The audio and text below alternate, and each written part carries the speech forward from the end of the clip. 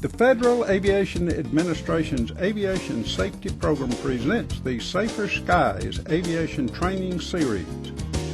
The Safer Skies agenda originated in 1998 when the administrator and her team identified the most critical and most common causes for aviation accidents.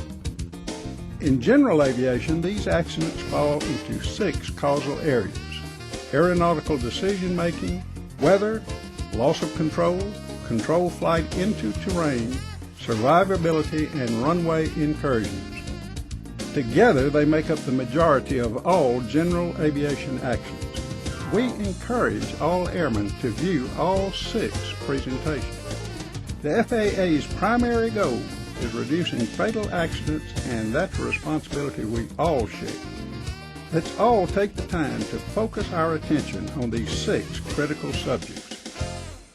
Hello, my name is Ralph Hood, and I'm the world's greatest pilot. Actually, that's not true. In fact, I'll admit half my lies aren't true. But today I'm here to talk about aviation safety and the FAA's initiative called Safer Skies.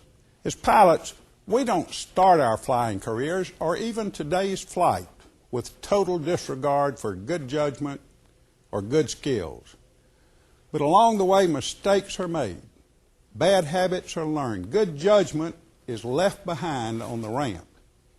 And all too often, a few souls are lost in the ink of the morning headlines.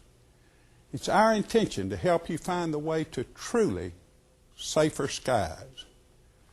You know, it'd take a NASA mainframe computer to keep track of the mistakes and judgment errors I've made in my 33 years of flying. But I have lived to tell about it.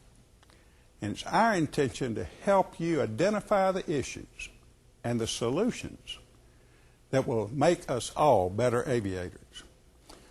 Today's program is about aeronautical decision-making, or ADM.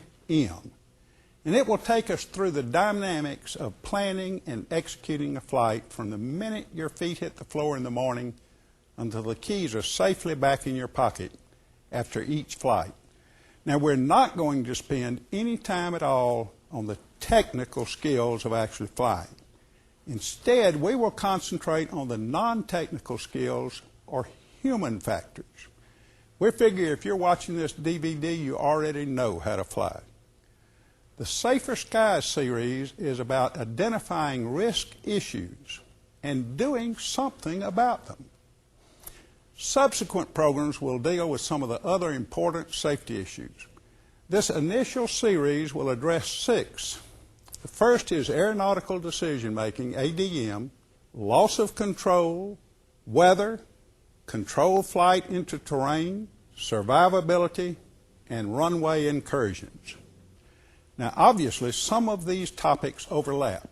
We will not cover the entire range of issues related to aeronautical safety, but as the old Chinese proverb states, a journey of 1,000 miles begins with a single step.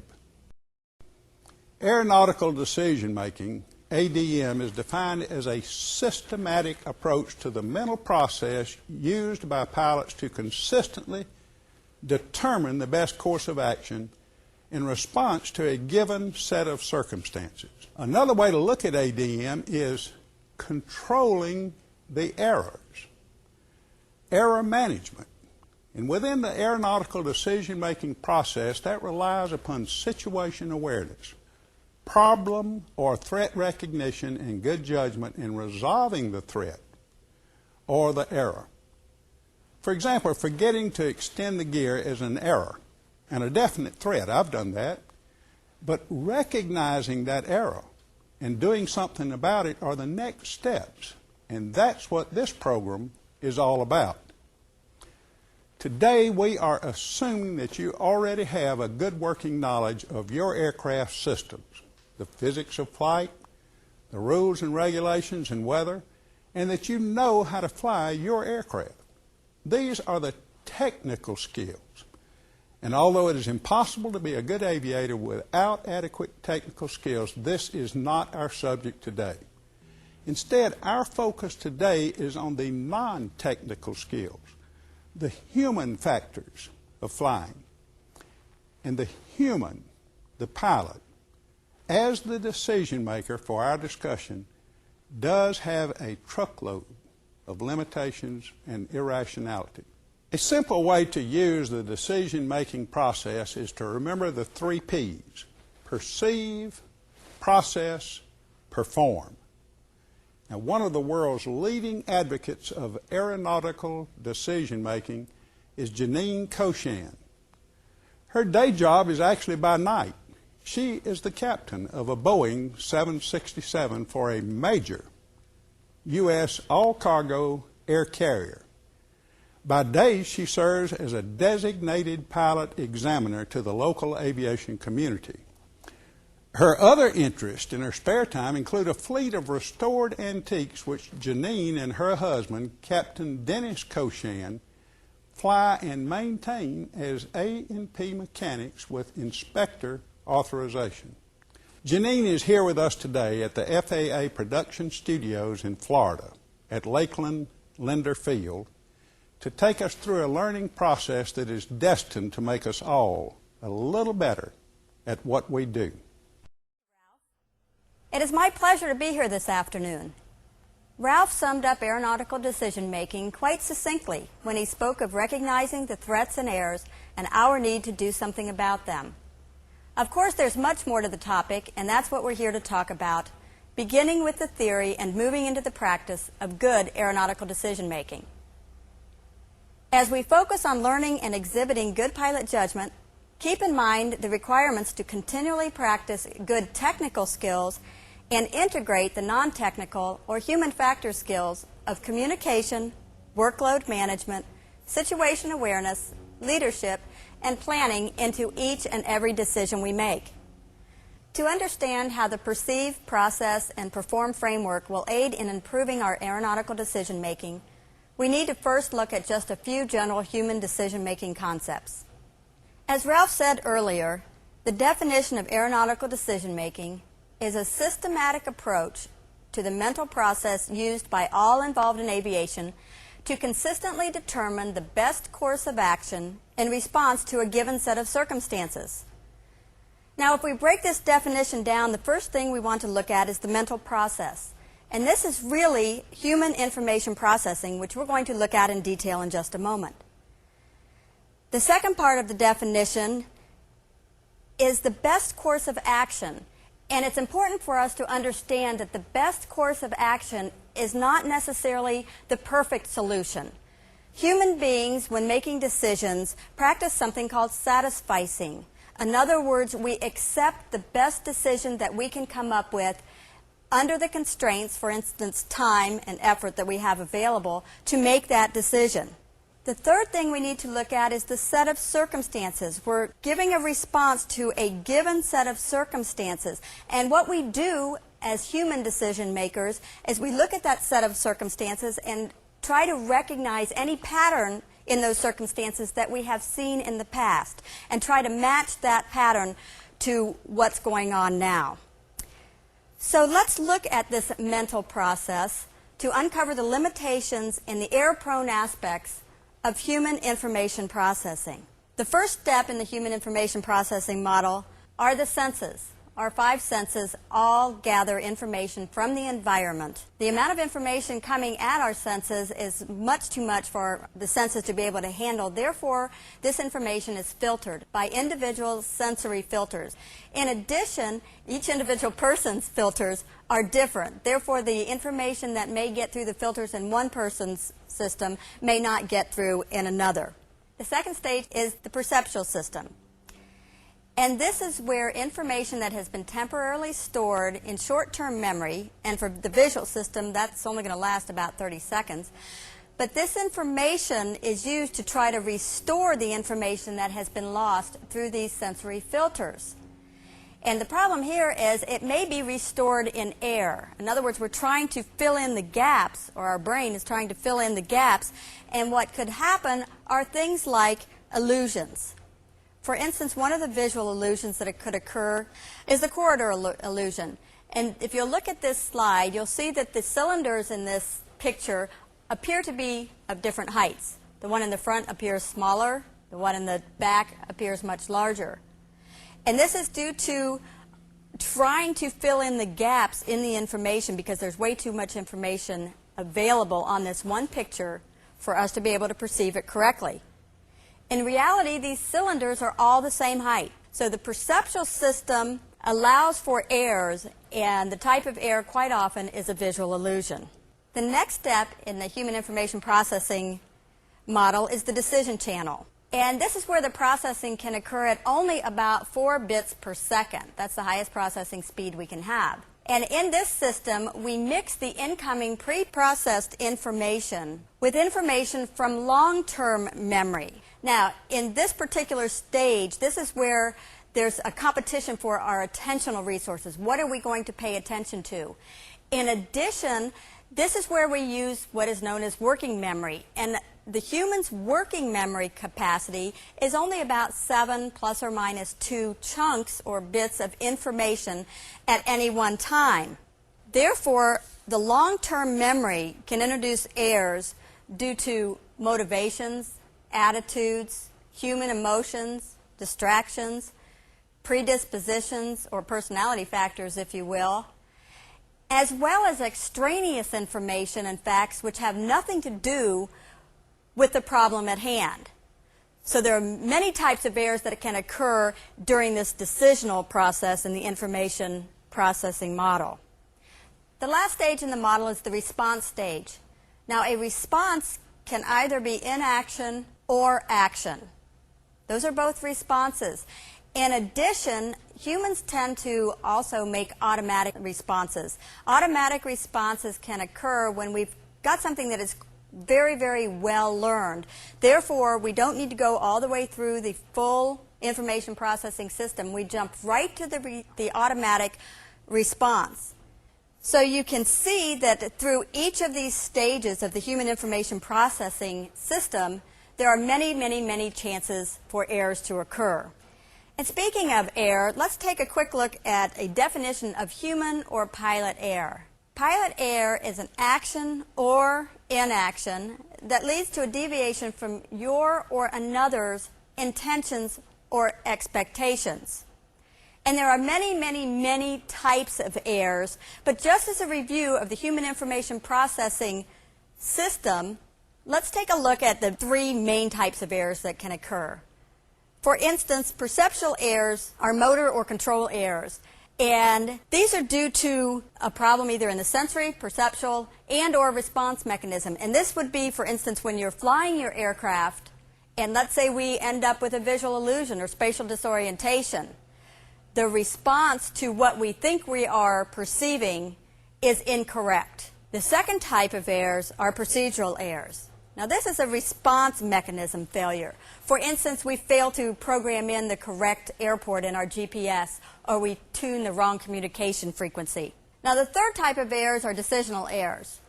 And this is a combination of cognitive activities and judgments. Decisional errors are very, very complex because there's a large number of relevant pieces of information.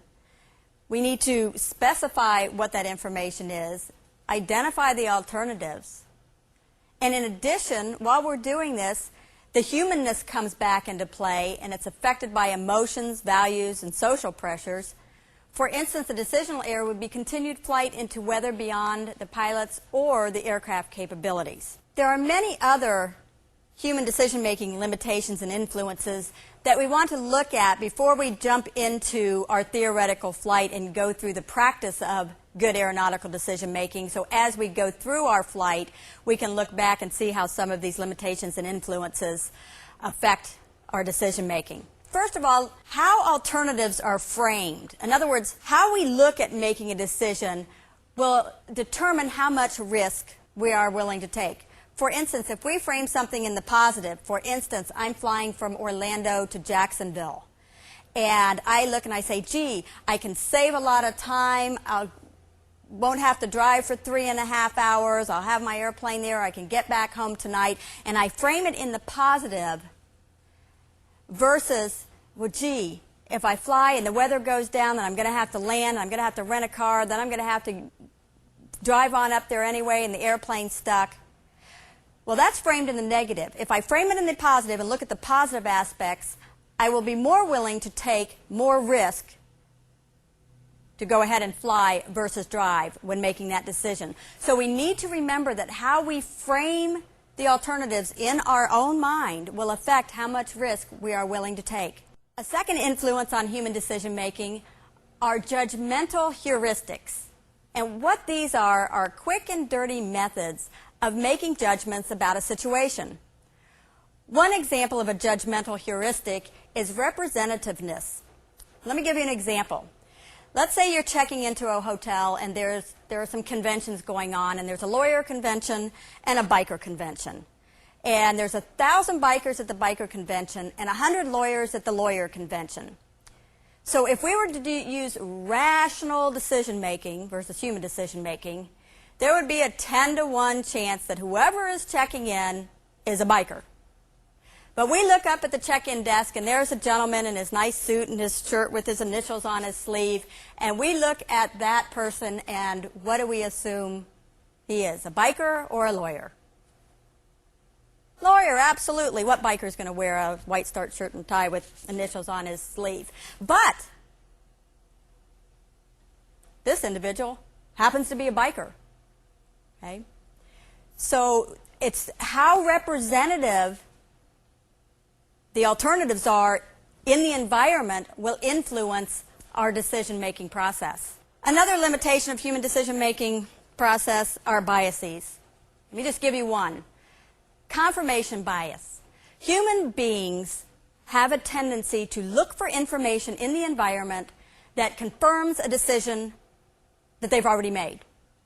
Happens all the time. It's been proven over and over and over again in research.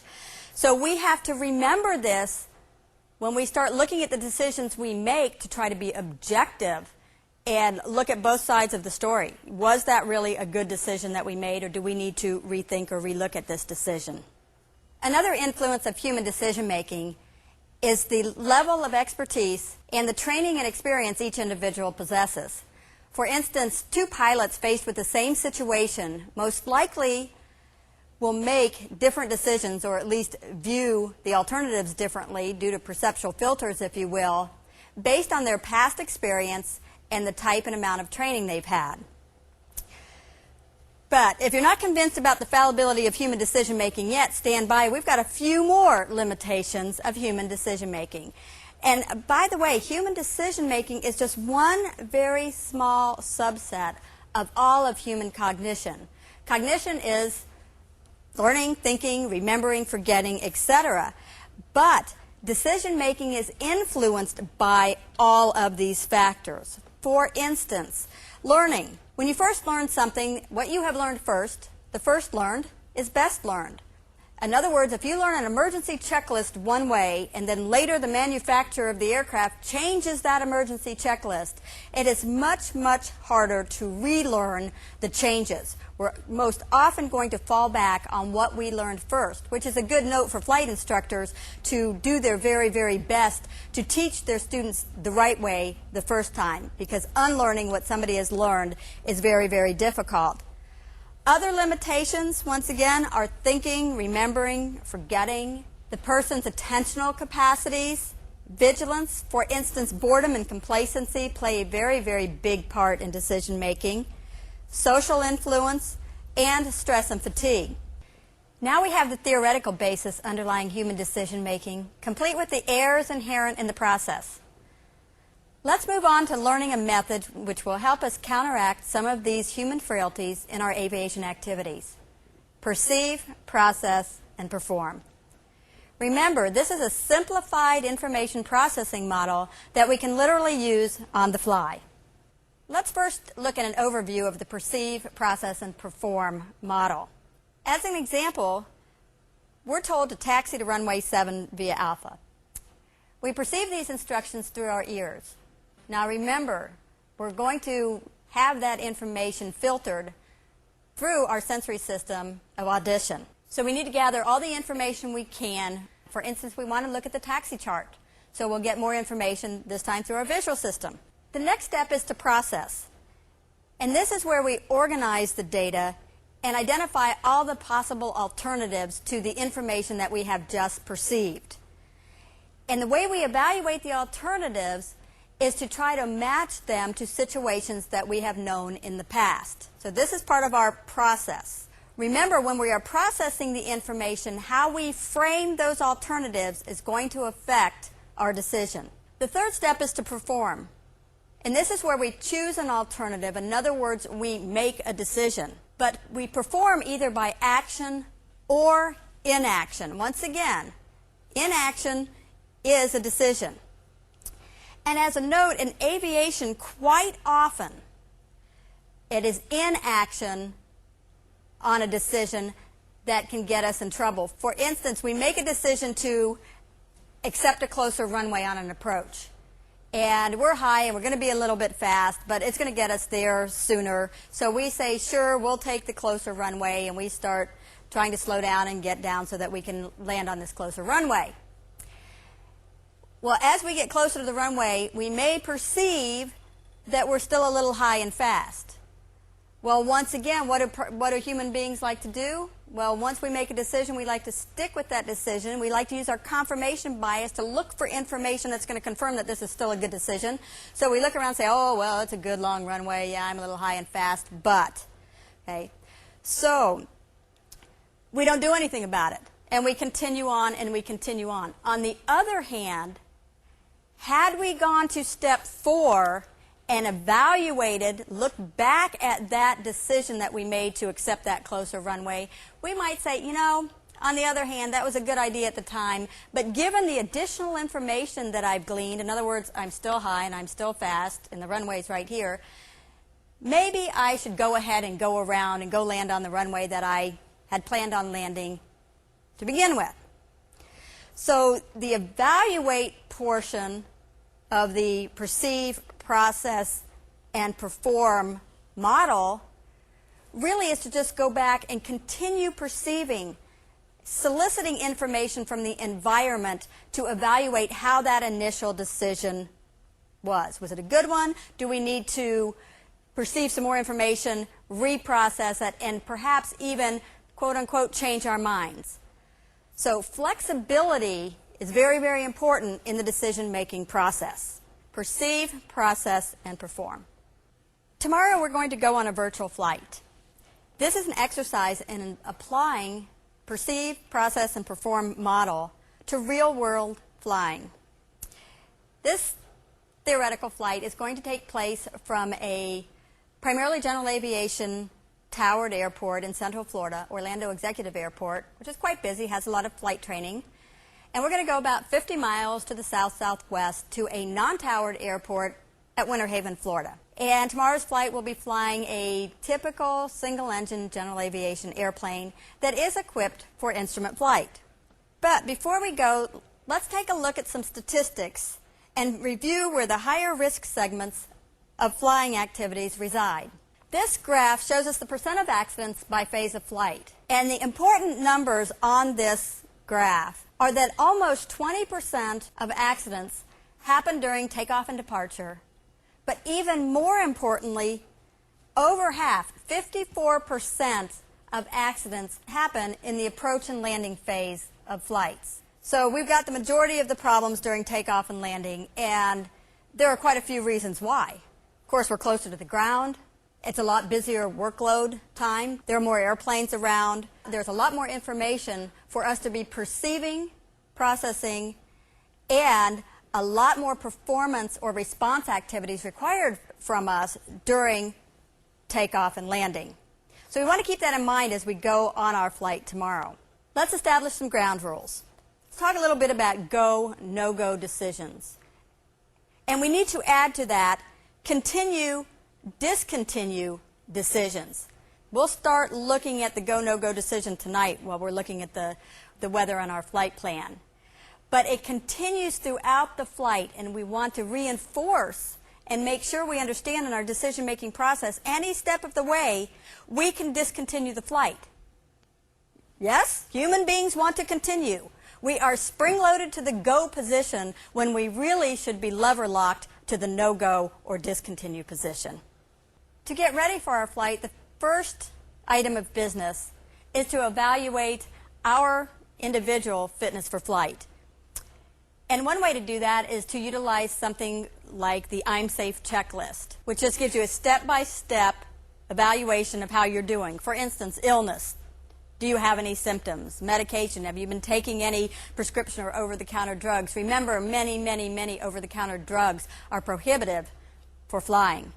Stress. Are you under extra stress? Alcohol. How long has it been since you've been consuming alcohol, and how much alcohol was it? Are you fatigued? Have you been eating? Are you hydrated? And what you really want to look at is the total picture. And right here is a checkpoint. Evaluate, how do you feel? How do you stack up? Are you safe to fly?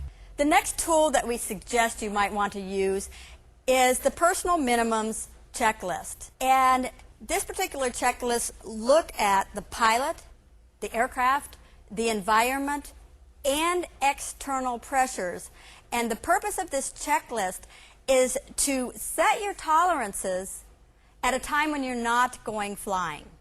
What are your minimums? For instance, if you're looking at external pressures, you might want to say, well, if I'm going to fly on a business trip, I'm going to set up a stipulation that says there's a good chance I won't get there, and that has to be acceptable to my business partners. So you set up these parameters when you're not planning on going flying. So this will help you. It's in writing, so you can open it up and say, where do I stand, reference my personal minimums checklist. An additional risk assessment tool that puts a numerical score on your risk is also available, and it's called a pre-flight risk assessment. And this particular tool puts actual numbers down for where do you stand as far as risk is concerned based on the type of flying that you're going to be doing, etc. So these tools are available to help you make that go, no-go decision. When we're assessing risk, what we want to look at is, first of all, the identification of risk possibility. Where are the risks involved in this particular flight? You might also think of risks as threats. For instance, it could be weather, it could be a less than optimum airplane. Perhaps you only have one communication radio operational at the time and you usually have two. It could be that you might be a little bit fatigued. And what you're going to do is take a look at all these possible risks or threats that are facing your flight.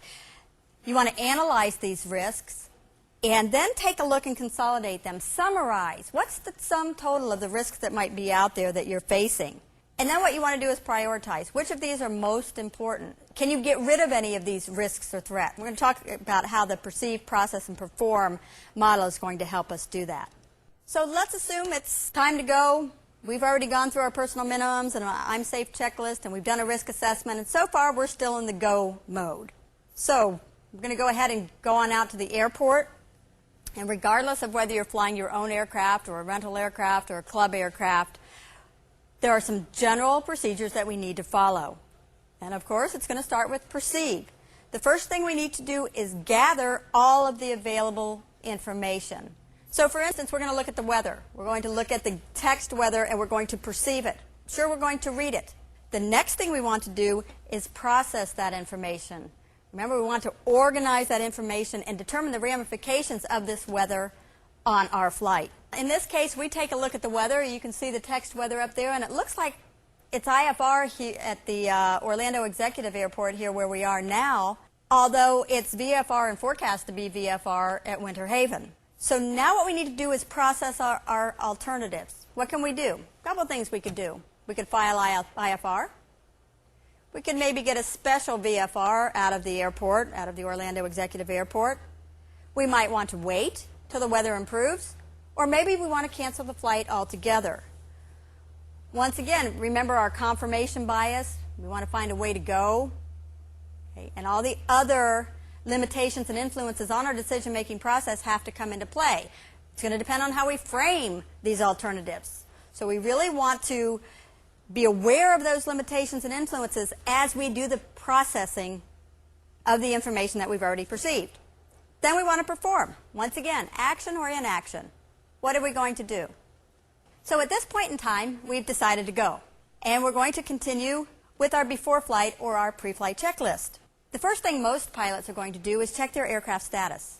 Once again, depending on whether it's your aircraft or a club aircraft, You may or may not be aware of maintenance procedures that have been performed or possible problems that have occurred recently with the airplane. For instance, let's say that we see that the oil has just been changed in our aircraft.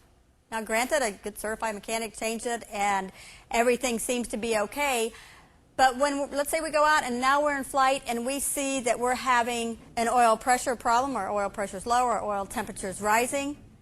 You might want to think back and say, ooh, there's a good chance something might be going on here. Perhaps the oil filter's leaking or something to that effect. And our response, our decision-making process, may be a little quicker and a little more accurate because we had that preparatory information. So we want to carefully look at the aircraft logbooks and understand what is going on with our piece of equipment every time we go to fly it. Next, we're going to do our aircraft inspection. We're going to do our pre-flight of the aircraft. And once again, here's another area that we don't want to just assume everything's all right, which brings us to checklist usage. If we choose not to use our checklist, this is a decisional error, which really results in poor judgment. So good aeronautical decision-making includes using our written checklists. Now that we're finished with our pre-flight, it's time to evaluate again. Still, we're evaluating the go, no-go decision. Are we still in a go mode? Well, so far we are. The next phase of flight, before taxi and taxi.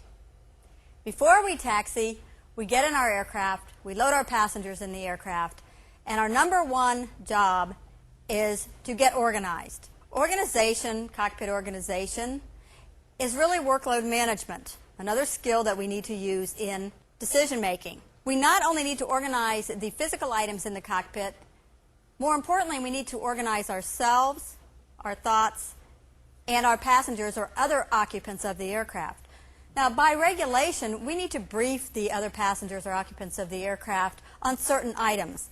In addition to these regulatory issues, when we're organizing our cockpit, there's some other items that really should be discussed with our passengers. For instance, instructing them on what to touch and what not to touch, asking them to help search for traffic, briefing them, of course, on the type of flight that you are going to be flying and anything interesting about the flight. For instance, if it's the first time they've been flying, they don't know how loud the engine is and those sorts of things.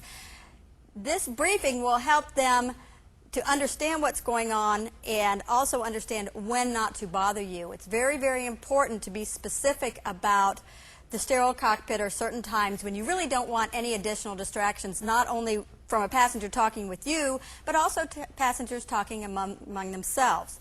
Remember back to the phases of flight when the higher risk times are departure and approach and landing.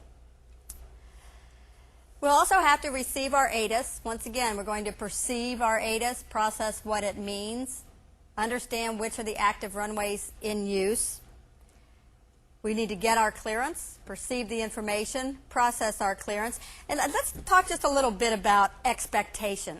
Just the other night, I was flying a trip I've flown for the last 15 years out of Orlando, Florida. I go from Orlando to Wilmington, Ohio. And I'm saying to my first officer, I'm going to pick up the clearance now, and I had already written down the Jaguar 2 Collier's transition is filed 50120.15, and all I was waiting to do was copy the transponder code. So the controller comes back and he says, you're cleared to the Wilmington airport, fly the Jaguar 2, the Alma transition, maintain 50120.15. And then he gave us the squawk code, and I wrote down the squawk code, and all of a sudden I'm thinking, he said Alma transition. No, it's supposed to be the Collier transition. So on my read back, I read back. I'm cleared to the Wilmington airport, the Jaguar 2, and you said Alma transition, basically saying, but that couldn't possibly be right. And he came back and he said, yes, that's what your clearance reads. Well, I picked up my paperwork, my dispatch release, and I look and I see, lo and behold, after 15 years of flying the same route, it is different. It is the Alma transition. I am going up over Atlanta. And I did not in any way, shape, or form expect it, and I barely caught that change. And it was an important change because the routing goes two different ways, and I would have been going up flying one way, and the controllers were expecting me to go the correct way. And if you remember what the definition of human error is, I would have not been meeting their expectations. So I didn't very well processed that communication. I perceived it.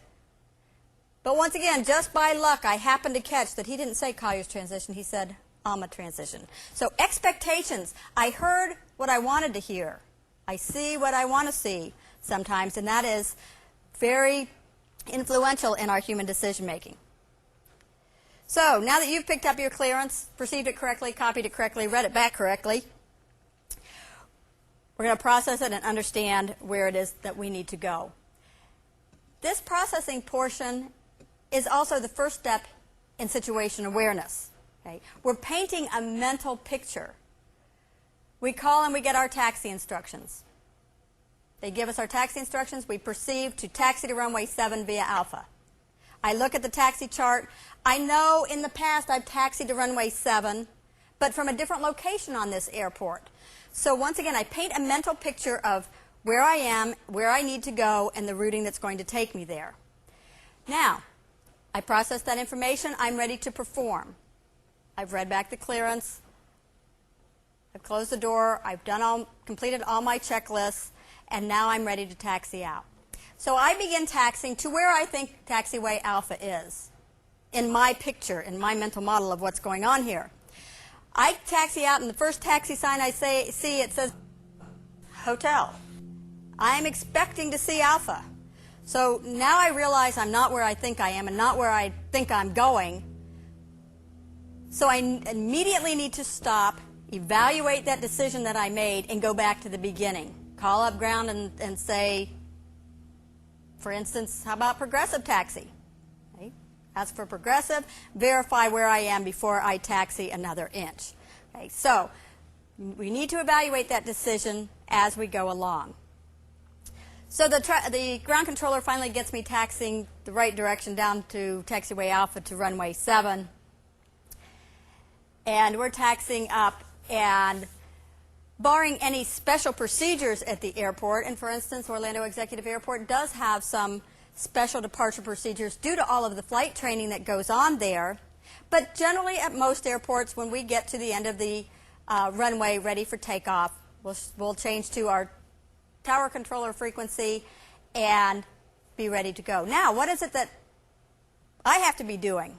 Once again, perceive. I'm number 1 for takeoff, and I need to, once again, reevaluate the whole situation. And let's just say I get up to the end of the runway, I'm number 1 for takeoff, and all of a sudden, I'm just not feeling real great. My stomach just doesn't feel that great. But I was planning on getting lunch when I got over to Winter Haven. And I need to reevaluate how I am for flying. So we process the information. Well, I haven't been around anybody that's particularly sick, or maybe you have. Maybe a bunch of people at work have the flu, and there's a chance that you're getting the flu. Or perhaps it's just that you're hungry. Or maybe you're just upset that you taxied to the wrong location. So you need to evaluate that and see, are we still in a go mode? Well, you think, well, I'm pretty hungry. It's a short flight. Yeah, I think everything's going to be all right. And by the way, my out in this situation is I have another rated pilot capable of flying this airplane in the right seat. Worst case, if something happened to me, there's no problem that he could take over and fly for me. So I've perceived the situation. I processed the situation. And now I can continue on with calling tower and saying we're ready to go. Tower says 200 Delta runway 7, position and hold.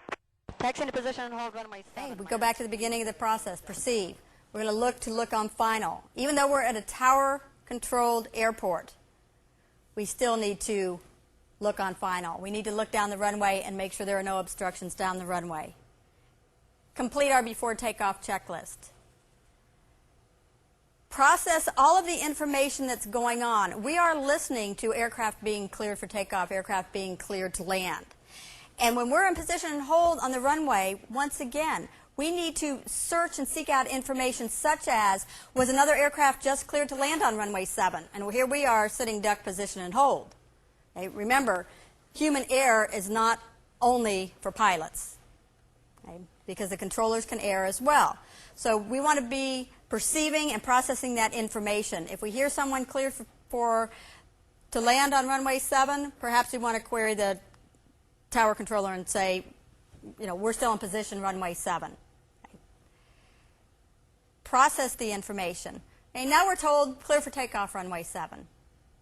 Once again, we continue to perceive, process that information, finish our final items, turn on our landing lights, our strobes if we have them, and go ahead and put the power to the aircraft.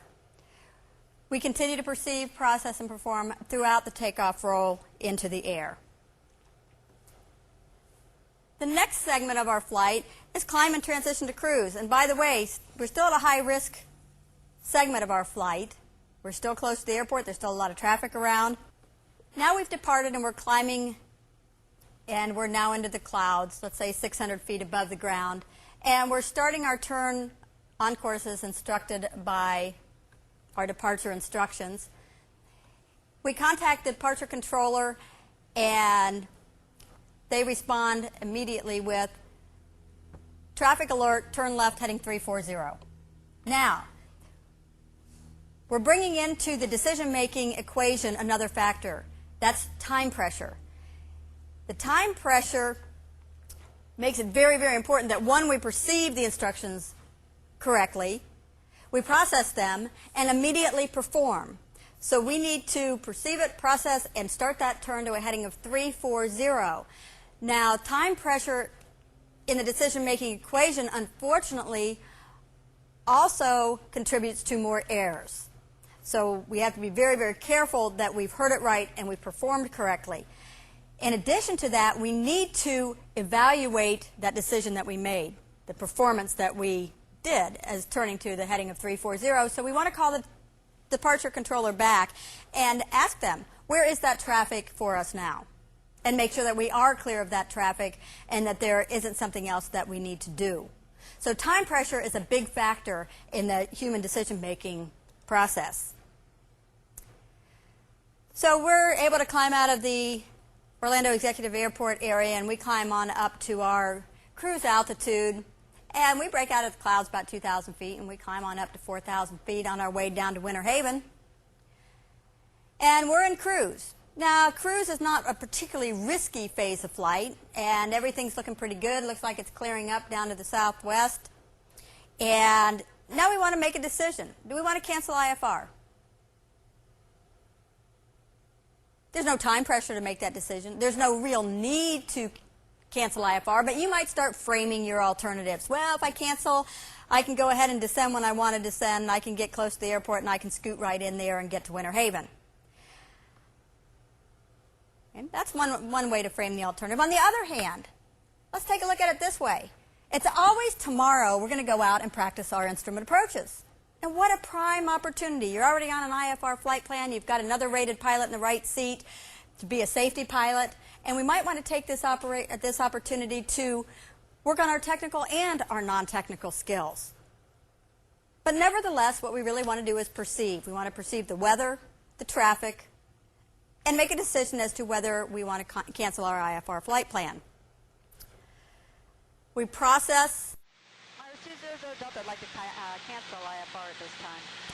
200 Delta, IFR cancellation, receiver man on that call, altitude your discretion, maintain VFR. Maintain on this code, VFR, altitude at our discretion. We're out of 4,000 for 3,000, 200 Delta. If we give you a radar handoff on the VFR flight following the Winter Haven if you'd like. Okay, that would be great. And perceive is going to become very, very important because now that we've canceled IFR, the air traffic controllers were particularly busy, so they didn't keep us on flight following, and now we're on our own. So as we continue along, we need to pick up the weather information from the Winter Haven Airport. We'd probably want to monitor the CTAF frequency to find out about what the traffic is doing there, how busy it is. We may be able to call Unicom and ask about the runway in use. And we want to become prepared for our landing. Okay. We get closer to the airport. We're about 5 miles away. We're descending to our pattern altitude. We're keeping our eyes open as to what's going on. We're keeping our ears open as to what's going on. But remember, through all of those senses, we're always going to be filtering information. Pieces of information are going to be lost and we may fill in pieces of information with inaccurate information. We're coming into the traffic pattern now. And now we have a decision to make. How do we want to enter the traffic pattern in a non-towered airport? There are recommended practices. And this is one area where we're making a decision where our motivations, our attitudes, whether we're polite or not, are really going to play into our decision making. Now, if we keep in mind that we might have some student pilots in the pattern, might want to give them a little extra space, or we could just be like, oh no, I'm number one, I'm going to go straight in and I want to get on the ground because I want to go eat lunch because remember my stomach didn't feel too well. Well, let's rethink this. First of all, let's perceive what's going on. You've got a couple of training aircraft in the pattern, or so you think that they're training aircraft. You're going to be able to make a nice downwind entry on the 45 to the active runway, which happens to be runway 4 at Winter Haven. You're processing this information, you're performing, you're evaluating your decision. Now, as we get closer to the airport, a lot of perceptual abilities come into play. How fast are those aircraft moving? How big are their patterns? Where are they going? We're looking at all of these items. And what we want to do is, of course, space ourselves so as to make a normal landing. Now, what are most pilots thinking about on the downwind? We're thinking about putting the airplane on the ground. We're doing our before landing checklist. We're putting our gear down if it's retractable. We're setting our flaps. We're slowing down. We're getting ready for landing. On the other hand, we might want to be thinking about the go-around. Review the go-around procedure in our minds. Prepare for the go-around if it's necessary. It's a maneuver, though not really unusual, that we don't do that often. And quite frankly, we might need to practice a little more often than we do. So now we're reviewing that procedure. We finish our before landing checklist. And we're watching the spacing, and we're turning our base, and we're watching the aircraft in front of us. And we're starting to calculate. Wow, they've really slowed down. I can't slow down anymore. Now, are they going to land? Are they going to be landed? I wonder if they're going to do a touch and go. I wonder if they're going to do a full stop. I wonder if they'll be clear of the runway. So now you're turning your base to final, and this aircraft is still not on the runway. Hopefully you've got a final checklist, perhaps a mnemonic, gas undercarriage mixture prop, that you're going to confirm that the major items are in the correct position prior to landing. You might even use a final checklist. A GUMP checklist at, let's say, 200 feet above the ground. Well, you're coming up to about 500 feet AGL, and the aircraft ahead of you has not yet touched down. Perceive, process, and perform. We're perceiving what's going on. We're processing the information. And what do? We just keep on going. When do we make that decision to go around if we're going to have to go around?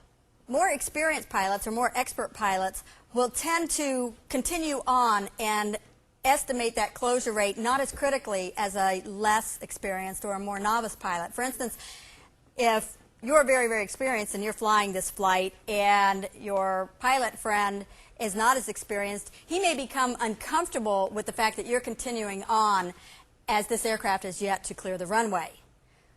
But lo and behold, you're lucky. He's finally landed, slowed down enough, he's taxied off the runway, and you've done your final checklist, and you're going to go ahead and land, barring any cow running across the runway, unexpected gusts of wind that blow you off the center line and those sorts of things. You are ready to land. You touch down, everything's fine. You slow down, you exit the runway. What are you perceiving now? Everything around you. Processing everything around you. Of course, we're going to evaluate, was the landing a 10? No, in all seriousness, we are going to continue to perceive, process, and perform as we taxi in. Now, what's interesting, we're at a non-taxi or a non-towered airport. And you just remember that during your pre-flight planning, you didn't look up in the airport facility directory where to park. Where's the FBO? Well, of course, we all know that you just taxi toward the fuel sign, and we ought to be at least close. But even the end of the flight reflects back to the pre-flight planning that we all need to do prior to embarking on our flight. As we taxi in, we find the fuel sign, we see the FBO, and we're taxiing into the chalks. We see a nice parking place. So the flight's over. We don't have to worry about anything anymore. Well, on the other hand, we still need to continue to perceive, process, perform, and evaluate. Because we were able to go through this whole flight and discuss aeronautical decision-making, the perceive, process, and perform model without really having to look at accidents or bent airplanes.